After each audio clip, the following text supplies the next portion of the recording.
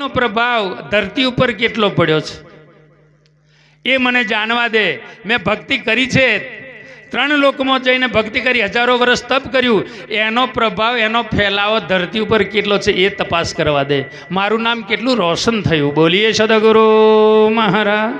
એટલે નારદજી આવું ગામ હતું, ગામની અંદર પ્રવેશ્યા એટલે ગામના ચોપામાં મંદિર હતું, જય બજરંગબલી બોર્ડ મારેલું હતું. પછી બજારમાં ગયા તો કોઈક પોનને ગલે બજરંગબલી લખેલું હતું, કોઈક હોટલવાળો લખેલું હતું. ગલીએ ગલીએ હનુમાનજીનું નામ ગુંજે, હનુમાનજીનું નામ લેવાય, હનુમાનજીનું બોર્ડ વાગે. નારદને એમ થાય તારી ભલી થાય, આખું નગર ખોર તો મારું નામ કોઈ જગ્યાએ નહીં. બોલીએ સદગુરુ મહારાજ. પૈસાની કમાણી બધાય કરે છે, નામની કમાણીવાળા બહુ ઓછા છે. કરો તો નામની કમાણી કરજો ને. આ નામની કમાણી કરવા માટે બેઠા છે, નામની કમાણી કરવા માટે જ બોલાયા છે. આ સાચી મહેનત છે, આત્માનું કલ્યાણ કરવાનું સાધન છે. શરીર વિષયનું સુખ બધું હોય છે, આ સુખ આત્માના સુખ માટેની કમાણી છે. એટલે હનુમાનજીનું નામ છે, મારું નામ કેમ નથી? એટલે ફરી ફરીને આખા નગરમાં ફર્યા પણ કોઈ જગ્યાએ એનું બોર્ડ દેખાયું નહીં.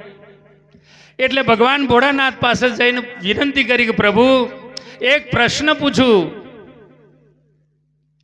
પરમાત્મા તમે ભૂલા પડ્યા છો કે મારી ભક્તિમાં કોઈ ખામી છે? તમે ભૂલે પડ્યા છો કે મારી ભક્તિમાં કોઈ ખામી છે? આટલી હજારો વર્ષ તપ કરતા, આટલી 3 લોકોમાં ભક્તિ કરતા, 3 લોકોનો સંદેશો આપતો ધરતી ઉપર કોઈ જગ્યાએ મારું નામ નથી. એનું કારણ હનુમાનજી એવી હું દાડ મારી છે, નવખંડમાં એનો નામ ગુજે, મંદિરો બંધાય. એટલે પરમાત્માએ વિચારી જોયું કે આ દેવર્ષિ નારે હજારો વર્ષ તપ કર્યું છે, સંત છે, કદાચ ખોટું લાગે તો શ્રાપ મારે, એના કરતો માતાજી પાસે મોકલવા દે. એટલે ભોળાનાથે કીધું કે તમે એ જવાબ તમને માતા પાર્વતી આપશે, તઈ જો.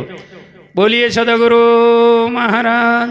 એટલે પાર્વતીજી પાસે હનુમાનજી ગયા, એ નારદજી ગયા અને પૂછ્યું કે માતાજી ભગવાન ભૂલે પડ્યા છે કે મારી ભક્તિમાં ખોમી છે, આટલી ભક્તિ કરતો મારી ભક્તિ ઉગી નહીં, નવખંડમાં કોઈ જગ્યાએ મારું નિશાન નથી, એનું મૂળ કારણ શું?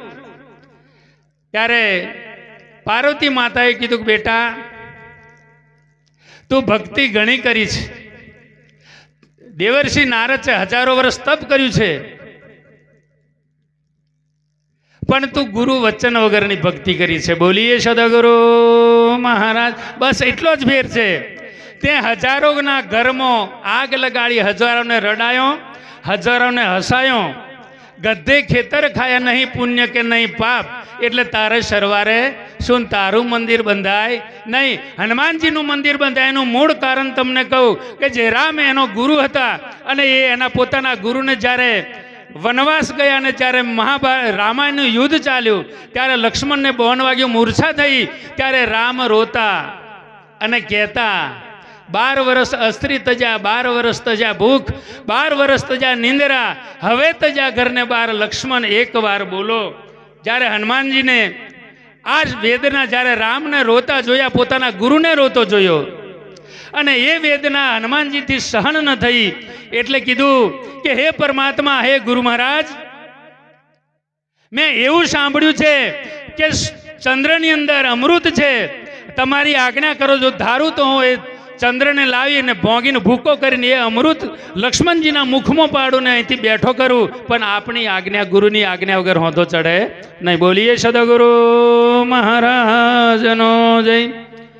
એટલે રામચંદ્ર ભગવાનની આજ્ઞા લીધા પછી હનુમાનજીએ દ્રોણાચળ જવા જ્યારે એવું સુસેન નામના વૈદને બોલાવ્યો, ત્યારે વૈદે કીધું કે આની અંદર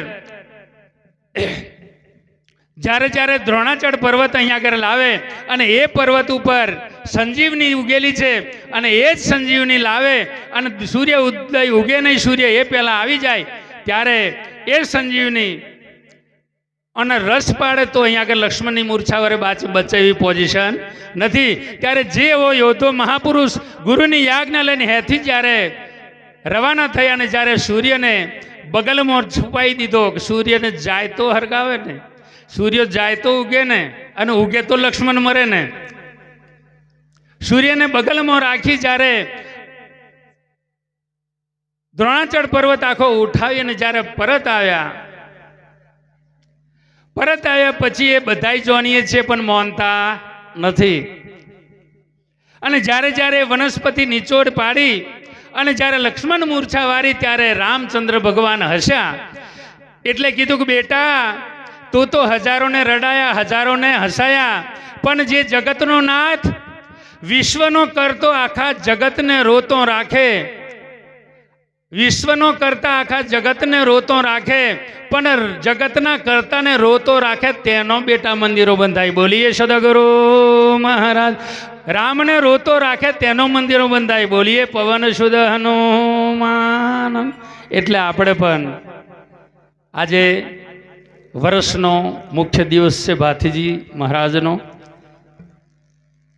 એટલે એકાદ નાનકડી વાણી બોલીએ, દરેક ઝીલવજો. અને તબલા માસ્તર કહી જશે બજાવજો ને પછી આગળ મહારાજોને આપી દેશું.